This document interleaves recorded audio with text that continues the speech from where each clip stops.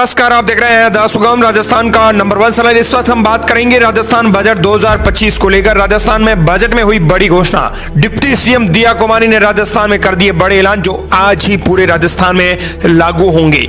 इन ऐलानों पर नजर डालेंगे एक एक करके। राजस्थान में जो घोषणाएं हुई हैं, क्या ये वास्तव में घोषणाएं आसान भाषा में हम समझें तो किस प्रकार आम आदमी को लाभ मिल सकता है, इस योजनाओं पर भी हम नजर डालेंगे। सरकार की तमाम बड़े ऐलान पर नजर डालेंगे जो एक आम आदमी के लिए बड़े जरूरी है। ऐसे में इस वीडियो के अंदर हम 10 मिनट के अंदर आसान भाषा में समझ लेंगे कि आखिर राजस्थान का बजट एक साल तक जो रहने वाला है, ये बजट किस प्रकार मनरेगा मजदूरों, किसानों और महिलाओं, युवाओं के लिए उपयोगी साबित हो सकता है, उन्हें अपने स्थान तक पहुंचा सकता है। ऐसे में इसी प्रकार आपको बता दें कि राजस्थान के मुख्यमंत्री भजनलाल सरकार ने भी अपने बजट को लेकर प्रतिक्रिया दी है। वहीं पूर्व मुख्यमंत्री अशोक गहलोत ने भी बजट को लेकर क्या कुछ कहा है। इसके साथ ही बजट घोषणाओं के लिए पैसा कहां से आएगा, सरकार के किस मंत्री के विभाग को कितना बजट मिला, इस पर भी नजर डालेंगे। राजस्थान बजट में क्या सस्ता हुआ है, क्या महंगा हुआ है, इस पर भी नजर डालेंगे। बजट के बाद पेट्रोल डीजल के दामों के क्या हालात हैं, तो आइए हम विस्तार से जाने। लेकिन उससे पहले आपको बता दें कि अगर आप द सुगम पर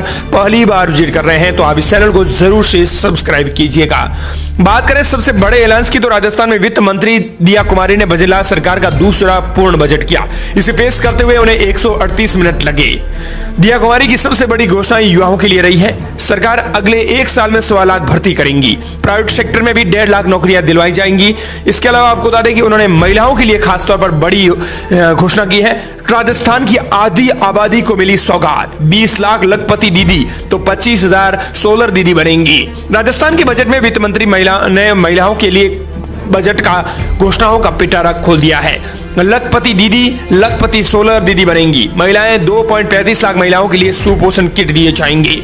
महिलाओं पर इस बजट में खास फोकस रखा गया है। बजट की थाली महिलाओं के हाथों में। प्रदेश में लखपति दीदी योजना का दायरा बढ़ाते हुए अब 20 लाख लखपति दीदी बनाने का टारगेट किया गया है, जबकि सोलर दीदी का नया कैडर बनाया गया है जहां 25,000 महिलाओं को इस योजना का फायदा मिलेगा।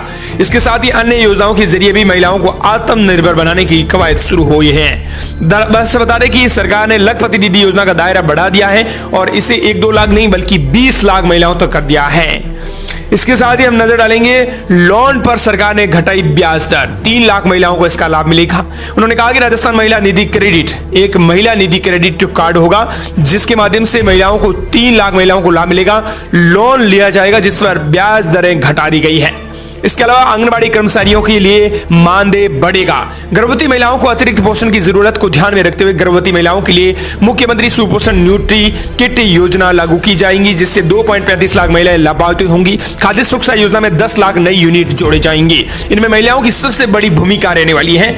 इससे आपको बता दें कि आंगनबाड़ी महिलाओं के मानदेय, कर्मियों के मानदेय में 10% की बढ़ोतरी करने की घोषणा सरकार ने की है।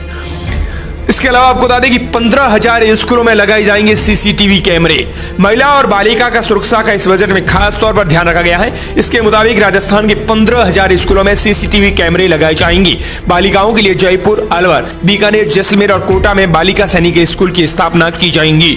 और इसके अलावा हर संभाग पर सरस्वती हाफ होम्स बनाया जाएगा। दरअसल आपको बता दें कि सरकार ने एक और बड़ा ऐलान कर दिया है जिसमें अन्नपूर्णा किट यानी अन्नपूर्णा भंडार भजनलाल सरकार फिर शुरू करेंगी। पूर्व वसुंधरा सरकार की योजना पिछली बार गहलोत सरकार ने बंद कर दी थी इस योजना को। अब राशन की दुकानों पर खुलेंगे अन्नपूर्णा भंडार। इसके मुताबिक क्या लाभ मिलेगा, राजस्थान में एक बार फिर से उचित मूल्य की दुकानों पर अन्नपूर्णा भंडार केंद्र खोलेंगे। इन केंद्रों पर FMCG से संबंधित तमाम रोजमर्रा की वस्तुएं जैसे चीनी हो गया, तेल हो गया, मछले हो गए, चावल हो गए, तेल, साबुन समेत अन्य सामग्री मिलेगी। यह योजना अभी प्रदेश की 5,000 राशन की दुकानों पर शुरू करने की घोषणा सरकार ने कर दी है। पूर्व मुख्यमंत्री वसुंधरा राजे के समय इस योजना की शुरुआत की गई थी। तब जयपुर समेत प्रदेश के तमाम शहरों में राशन की दुकानों पर अन्नपूर्णा भंडार खोले गए थे। इन भंडार केंद्रों पर परचूनी की दुकानों से संबंधित तमाम सामान उपलब्ध करवाया गया है। इसके खुलने से न केवल राशन डीलरों की आय में बढ़ोतरी हुई बल्कि ग्रामीण और दूर दराज के एरिया जहां किराने का सामान लेने के लिए लोगों को दूर एरिया में जाना पड़ता है उनको भी फायदा होगा। भजनलाल सरकार ने वसुंधरा सरकार की इस योजना को दोबारा से शुरू करने का ऐलान किया है जिसके मुताबिक प्रदेश में 5,000 राशन की दुकानों पर इस साल अन्नपूर्णा भंडार खोलने की घोषणा है। इस योजना को गहलोत सरकार ने बंद कर दिया था। अब इसे वसुंधरा सरकार राज्य की सरकार के बाद सीधी भजनलाल सरकार ने इसे लागू किया है। अब नजर डालते हैं राजस्थान बजट में क्या सस्ता हुआ है, क्या महंगा। दरअसल आपको बता दें कि भजनलाल सरकार में दूसरा जो फुल बजट पेश हुआ है, इसमें वित्त मंत्री दिया कुमारी ने राहत की कई बड़ी घोषणाएं की हैं। पत्नी के साथ जॉइंट में प्रॉपर्टी खरीदना कुछ हद तक सस्ता किया है और पत्नी के साथ 50 लाख तक की संयुक्त प्रॉपर्टी खरीदने पर स्टाम्प ड्यूटी आधा % कम चुकानी होगी। वहीं परिवार के सदस्यों के पक्ष में पावर ऑफ अटॉर्नी पर स्टाम्प ड्यूटी में छूट का दायरा बढ़ाया गया है। इसके मुताबिक माता पिता, भाई बहन, बेटा बेटी, पोता पोती और पत्नी पत्नी के पति के साथ साथ पुत्र वधू, नाती और नातिन को भी दिया जाएगा।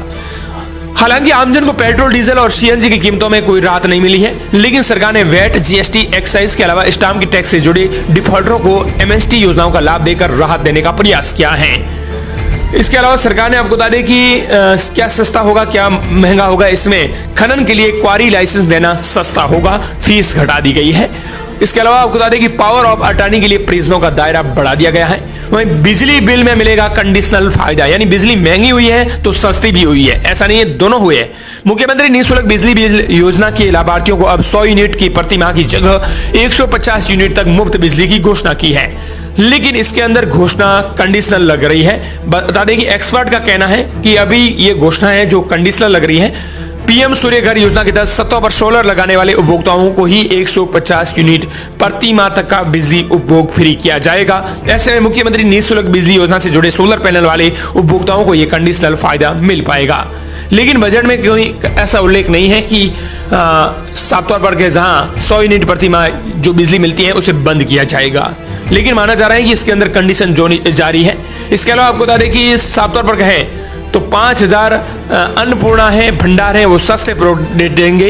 इसके अलावा राजस्थान के बजट का स्वाद है वो बड़ा मीठा रहा है, युवाओं के सहित सभी वर्गों पर फोकस से स्वादिष्ट बना है। बजट की थाली लोगों को पसंद आ रही है। इसके अलावा बजट घोषणाओं के लिए पैसा कहां से आएगा, इस पर भी नजर डाल देते हैं। वेतन, पेंशन और कर्ज जो खर्च में जारी है, सरकार की 90% कमाई हर राजस्थानी पर 1 लाख रुपए का कर्ज है। भजनलाल सरकार का दूसरा पूर्ण बजट 5,37,000 करोड़ रुपए का है। ये पिछले बजट से करीब 12% ज्यादा है, लेकिन बजट के आकार के साथ साथ राजस्थान पर भी कर्ज भी बढ़ता जा रहा है। जहां 2021 में राज्य सरकार पर जो कर्ज 4 लाख करोड़ रुपए के करीब था, वो बढ़कर अब 7 लाख करोड़ पर पार होने का अनुमान जताया जा रहा है। ऐसा इसीलिए क्योंकि बजट का 90% पैसा वेतन, भत्तों, पेंशन, कर्जा चुकाने और रोजमर्रा के खर्चों में जा रहा है। मुफ्त योजनाओं में भी हजारों करोड़ रुपए का भार बढ़ रहा है। राजस्व आय से ज्यादा खर्च होने पर कर्ज लेना पड़ता है। राजस्थान के बजट को लेकर कई सवाल हैं, जो सरकार को कमाई कहां से होती है, कहां किन चीजों में कितना पैसा खर्च होता है, कितना कर्ज लिया जाएगा। राजस्थान के बजट से जुड़े कुछ ऐसे ही सवालों के जवाब एक्सपर्ट आज भी ढूंढ रहे हैं। राज्य सरकार को कमाई कहां से होती है? राज्य सरकार को कमाई है वो टैक्स और सेवा शुल्क जैसे स्रोतों से होती है, जहां पर भी सरकार का काफी बड़ा हिस्सा वेतन, पेंशन, ब्याज भुगतान और रोजमर्रा के कार्यों पर खर्च हो रहा है। इसके अलावा आपको बता दें कि हम नजर डालें राजस्थान के कुछ बजट पर, तो रोडवेज की नई बसें खरीदी जाएगी, जहां आम आदमी का सफर भी आसान होगा। इसके अलावा दिया कुमारी ने कहा कि सबकी फिक्र मैं खुद को मिटाती हूं, हर वादा अपना दिल से निभाती हूं। यह उनका बड़ा ऐलान है। इस बजट में सभी वर्गों और सभी मुद्दों को छूने का प्रयास दिया कुमारी ने किया है। हालांकि वित्त मंत्री ने कुछ जगहों पर राजनीतिक चतुराई का परिचय देते हुए कुछ घोषणाओं को खट्टा नमकीन भी बना दिया है, जैसे 100 यूनिट फ्री बिजली को बढ़ाकर 150 यूनिट करना। हालांकि बढ़ी हुई 50 यूनिट का फायदा सीधे तौर पर आम आदमी को नहीं मिलेगा, ये फायदा सोलर यूनिट लगाने पर ही मिलेगा। हालांकि इसमें डिटेल्ड गाइडलाइन का अभी तक इंतजार कर रहे हैं, आम आदमी इसका भी इंतजार कर रहा है। और राजस्थान में अभी करीब 28,000 घर के ही पीएम सूर्य घर योजना में शामिल हैं, जबकि राज्य सरकार ने 5 लाख का टारगेट लिया था। अब आपको बता दें कि 138 मिनट के भाषण में सभी पर फोकस किया गया है। दूर की सोच, निकाय और पंचायत राज चुनाव पर भी नजर इसमें की गई है।